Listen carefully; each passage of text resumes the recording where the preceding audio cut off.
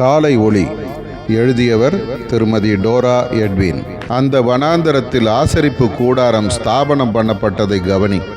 மோசே கூடாரத்தை எடுப்பித்து தனக்கு கற்பிக்கப்பட்டபடியே சாட்சி பிரமாணத்தை எடுத்து அதை பெட்டியிலே வைத்து, பெட்டியின் மேல் கிருபாசன மூடியை வைத்து, பெட்டியை வாசஸ்தலத்துக்குள்ளே கொண்டு போய் மறைவின் திரைசீலையை தொங்க வைத்து சாட்சி பெட்டியை மறைத்து வைத்தான்.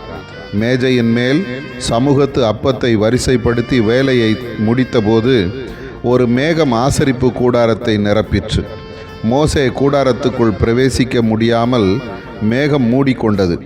அப்படியே சாலமோன் ஆலயத்தின் வேலைகளையெல்லாம் முடித்தபோது கர்த்தருடைய உடன்படிக்கை பெட்டியை சியோன் என்னும் தாவீதின் நகரத்திலிருந்து கொண்டு வந்தபோது பெட்டிக்கு முன்பாக எண்ணிக்கைக்கும் தொகைக்கும் அடங்காத ஏராளமான ஆடு மாடுகளை பலியிட்டார்கள்.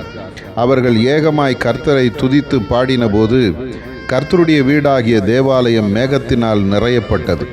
கர்த்தருடைய மகிமை ஆலயத்தை நிரப்பிற்று.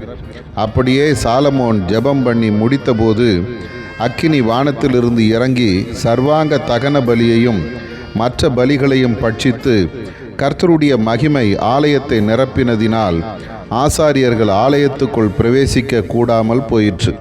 ஆனால் இன்று தேவ ஆவியானவர் மகிமையோடு தங்கும் இடம் எது? அது உன் இருதயம் அல்லவா?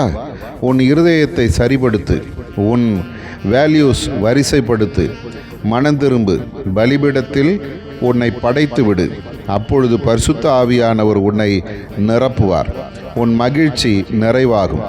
ஆதார வசனம்: அவர்கள் எல்லாரும் பரிசுத்த ஆவியினால் நிரப்பப்பட்டார்கள். அப்போஸ்தலர் 2:4.